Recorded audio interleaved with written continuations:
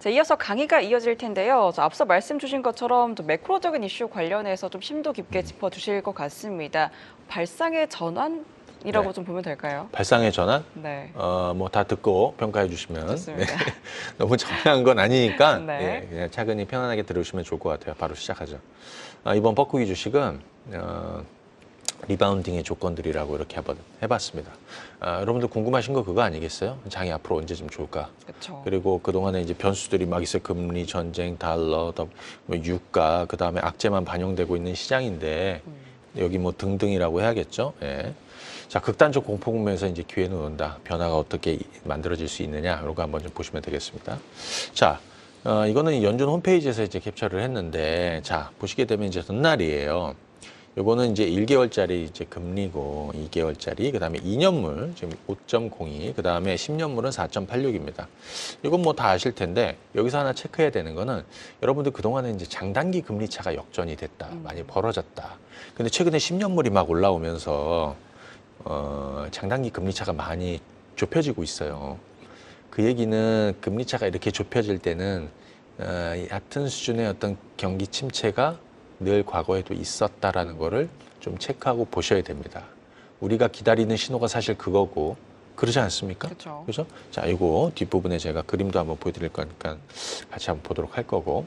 자, 이번에 빌 에크먼의 장기채 쇼 청사는 굉장히 시장에 조금 신선하게 작용해서 정말 야, 미국 국채가 도대체 어디서 반등이 나올까 막 했는데, 자, 여기 보면 우리는 그 채권 숏을 커버했다는 거잖아요. 그냥 아주 심플하게 이 한 문장으로 진행을 했습니다. 근데 이 그 퍼싱 스퀘어 헤지펀드 대표적인 또 헤지펀드의 빌 에크먼 회장이 8월부터 취했던 미국 국채 숏 포지션을 청산했다. 대략 한 3.5%에서 한 4%에 했기 때문에 수익이 많이 났겠죠. 수익이 많이 났겠죠. 그런데 이 빌 에크먼의 트윗 이후에 그 10년물 미국 국채가 금리는 5% 찍었다가 4.8로 이제 조정이 나고 시장 반등이 나왔어요. 자, 근데 여기서 중요한 거는 이겁니다. 그러면 왜 청산을 했느냐? 그러니까 본인이 보니까 자기 이제 수익이 많이 나 있는데 지금 주변 정황을 보니까 경기가 더 좋아진다라기보다는 경기가 좀 나빠질 것 같아. 그러면 연준이 더 여기서 금리를 올리거나 하기 힘들 것 같고 국채 금리도 5% 튀어나가기가 좀 쉽진 않은 것 같아. 그래서 청산을 하게 된 것이죠. 상당히 의미 있는 내용이다. 왜냐하면 우리가 기다리는 거는 사실 어떤 경기가 너무 좋아서 문제잖아요, 지금. 네. 그죠? 예. 하지만 어떤 경기의 어떤 침체 시그널이나 이런 것들, 그런 징후들이 사실 좀 중요하다는 건데 그런 흐름에 조금 좀 우호적인 내용이었다. 이렇게 볼 수 있습니다. 그래서 이 발언 이후에 5%까지 뛰었던 이전에 국채금리가 10년물 국채금리가 4.8로 주저앉는 그런 흐름을 보였다. 제가 아까 초반에 얘기했던 대로 저는 5%대가 쉽게 열리지 않을 것 같습니다. 예. 넘어서더라도 거기서 너무 오래 머물 것 같지 않아요. 자, 그러면 또 하나가 아니 근데 그 미국채 금리는 왜 이렇게 안 빠지는 거야? 그죠? 미국채 금리는 왜 이렇게 안 빠지는 거야? 이렇게 생각해 볼 수 있죠. 네. 그 이유는 여러 가지가 있어요. 공급 단위도 있고 수요 단위. 가장 큰 문제는 첫 번째는 미국 경기가 너무 좋다는 거예요. 그러니까 쉽게 금리를 못 내리겠다는 거지 않습니까? 그래서 높은 수준을 계속 유지하겠다라는 거. 옐런 의장도 이제 그렇게 얘기했어요. 뭐 미국 경제가 너무 좋아서. 근데 또 이제 이런 부분도 있어요. 미국 재무부가 국채 발행을 계속 했잖아요. 국채 발행을 계속하니까 국채 가격은 떨어지고 금리는 계속 올라가는 이런 구조였는데, 그죠? 여기 보시면 이런 내용이 있습니다. 미국의 그 예산이 작년보다 2배나 늘었다. 그죠? 근데 잘 보시면 벌어들이는 예산보다 지출이 더 많은 거예요. 그러니까 세수가 많이 들어와야죠. 수입이 많이 잡히고 지출이 나가야 되는데 수입은 줄고 지출은 늘었다. 그래서 재정 적자만 작년 대비해서 거의 2배가 늘었다. 정부 수입이 감소하고 지출이 증가했다. 그러면은 잘 보시면 한번 보겠습니다. 뭐가 그렇게 안 좋은지. 요거는 이건 좀 어렵게 보지 마시고요. 요 노란색은 이건 이제 올해인데요. 노란색은 그러니까 세수가 줄어든 거예요. 그죠? 예, decrease in revenue 해가지고 세수가 줄어든 거. 그 다음에 보라색은 지출이 늘어난 겁니다.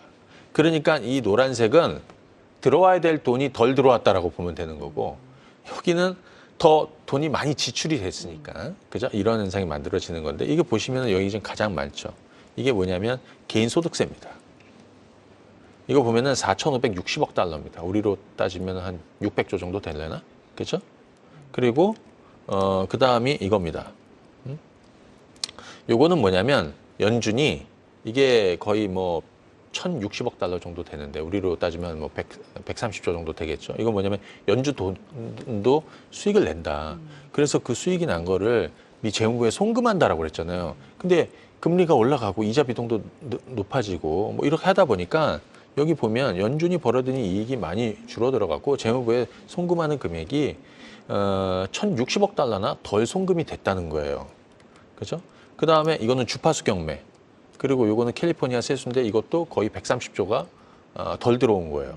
근데 뭘 더 많이 지불했느냐, 지출은 뭐가 더 많이 늘어났냐 보면은 부채에 대한 순이자 이것이 1,840억 달러 여기 있네요. 그죠? 1,840억 달러. 금리가 낮았는데 초저금리에서 금리가 5%로 올라오니 그죠? 당연히 이자 비용이 늘어나는 거죠. 네. 그러니까 부담해야 되는 이자가 늘어나고 그 다음에 이거는 뭐냐면 또 하나 볼 거는 뭡니까? 요거 FDIC의 요거는 뭐냐면 구제금융이에요. 뭐 여러분 화면으로는 잘 안 보시는데 구제금융에도 거의 1,000억 달러가 더 지출이 됐다. 그래서 이런 영향으로 그죠? 계속해서 국채 발행을 좀 하고 있다. 그런데 수요단의 문제는 중국이 미국채를 더 이상 사주지 않는다. 그리고 아시겠지만 지난주에 우리 그거 있었죠? 바이든 대통령이 이스라엘 다녀온 다음에 전쟁 예산을 1,000억 달러 요청을 한다라는 소식도 그것도 당연히 국채 발행해야 되니까 뭐 이런 악재들이 계속 이어지고 있는데 가장 근본적인 이유는 경기가 너무 좋다는 거죠. 그죠? 그래서 우리는 침체 신호를 찾는 것이고 자 그러면 다음 보겠습니다. 시간 관계상 제가 짧게 하나씩 중요한 것만 얘기해 볼게요. 요거 한번 보시죠. 이스라엘 전쟁으로 해가지고 미국 정부의 전쟁 지원책, 국채 발행을 늘린다. 아까 바이든 얘기를 했잖아요. 근데 그거 쉽지 않을 겁니다. 5%가 막힐 가능성이 있는 거는 예를 들어서 좀 전에 말씀드렸던 국채 발행을 더 늘리는 거에 대해서 왜냐? 미국은 상원하고 하원이 있는데 상원은 정책을 결정하고 하원은 예산 결정하죠. 근데 여기서 중요한 거는 하원 의장이 바뀌었어요. 하원 의장이 강경파 마이크 존슨. 이 마이크 존슨은 대표적으로 친트럼프계예요. 친트럼프 성향의 공화당. 네. 그러니 이들은 지금 국채 발행량을 좀 줄여야 된다. 내년도 예산을 좀 깎고 우크라이나 전쟁 지원 줄여야 된다. 트럼프가 얘기하지 않습니까? 공약에. 자기가 당선되면 24시간 안에 우크라이나 전쟁 끝내겠다고. 그죠? 그렇기 때문에 바이든은 늘린다고 했지만 실제로 하원에서 통과되기 쉽지 않을 것이다. 이렇게 볼 수 있겠고 또 하나. 그동안에 저희가 지난해 말 연초 뭐 이런 얘기 들었어요. 미국 재무부에 주머니가 가벼워졌다. 돈이 없다. 그래서 국채 발행 막 늘렸다. 근데 지금은 국채를 그렇게 발행하면서 미국 재무부에 쌓여있는 현금이 이제 2천억 달러를 상회하고 있습니다. 그러니까 국채 발행량을 줄여도 된다라는 얘기로 또 볼 수 있는 것이죠. 자, 그 다음에 또 하나 볼 거는 요거 한번 보실까요? 전쟁. 네. 요거는 뭐냐면 사실 우리는 이제 저는 개인적으로 이 전쟁이 아주 그냥 심플합니다. 전쟁 확전되지 않으면 그냥 그 안에 가자지구 안에서 물론 너무 희생이 많아서 마음으로 너무 안 좋습니다. 근데 주가와의 관계로 따져보면 그 가자지구 내에서의 전쟁은 사실 주식시장에 그렇게 크게 영향을 주지는 않을 것 같다. 다만 이것이 CNBC에서 이제 나온 건데요. 유가가 150달러, 심지어는 250달러까지 올라갈 수 있는 방법은 이스라엘 하마스 전쟁이 에스컬레이터 하는 것이다. 그러니까 확전되고 이렇게 되게 되면 이렇게 올라간다라는 건데 지금 아까 제가 잠깐 말씀드린 유가는 어떻게 돼 있냐면요. 10월 7일 날 전쟁이 났는데 그때 그 직전에 유가가 82달러, 83달러였습니다. 이제 90달러 찍고 올라갔다가 더 이상 올라가지 않고 내려오고 있는 것이죠. 그죠? 대략 한 80달러 중반 뭐 이 정도 왔다 갔다 하고 있죠.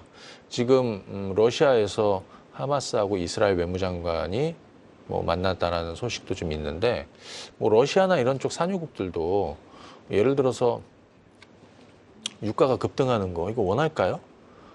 기름값이 올라서 좋을까? 그렇지 않다고 보여요. 네. 그만큼 경기 침체로 가고 수요가 줄어들기 때문에 이들은 적정한 가격을 원하는 거라고 보여집니다. 자, 그다음에 이번 주에 쇼크를 줬던 내용이 있습니다. 이게 더 중요해요.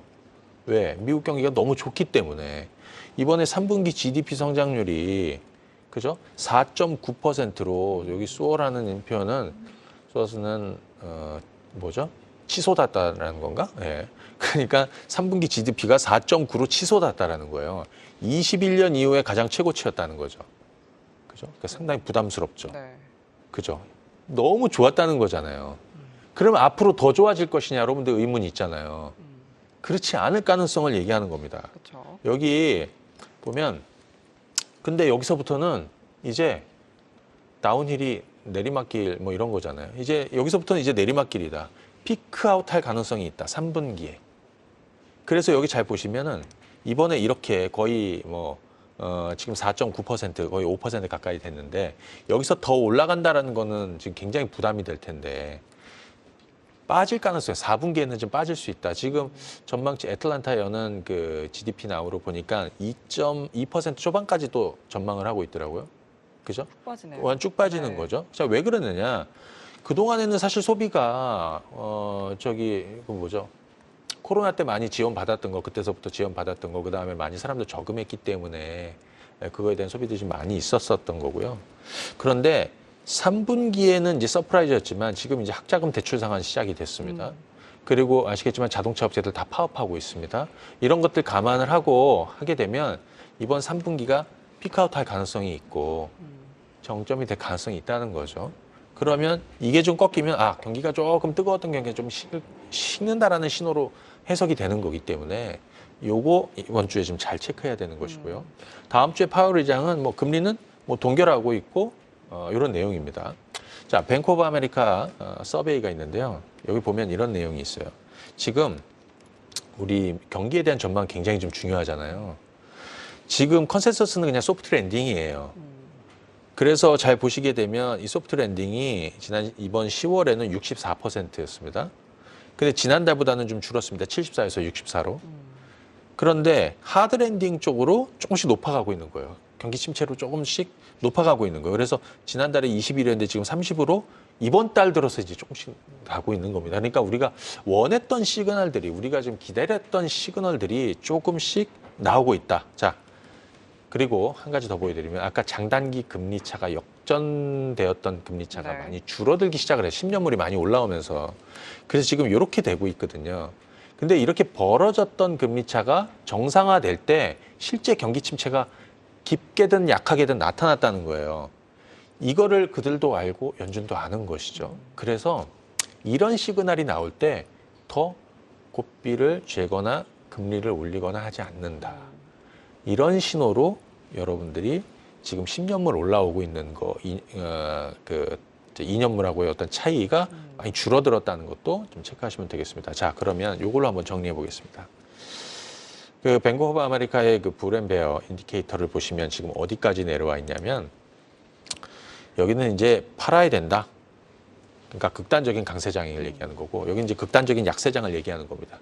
거의 극단적인 약세장에 거의 바위까지 이제 와 있는 거죠. 늘 여기에서 해서 좋았다는 거예요. 또 하나는 피어 앤 그리드 보시면은 피어 앤 그리드 보시면은 지금 이렇게 되고 있습니다. 극단적인 공포 국면 직전이죠. 자, 너무 공포에 잡히지 마시고 앞서 말씀드린 대로 지금 이제 시장의 의외성을 기다릴 수 있는 지점이고 내년까지 할 때 큰 그림을 그리면서 너무 발빠르게 뭔가를 대응하려고 하지 마시고 그죠? 지나고 나면 또 다 드라마틱한 반등도 있었고 그리고 그것이 또 기회였다라고 다 나옵니다. 그래서 지금은 거북이처럼 차근차근 가보시면 되겠고 앞서 말씀드린 어떤 변화의 어떤 이런 시그널들도 조짐들도 있기 때문에 이런 것들을 좀 감안하면서 가보자 이렇게 말씀드리겠습니다.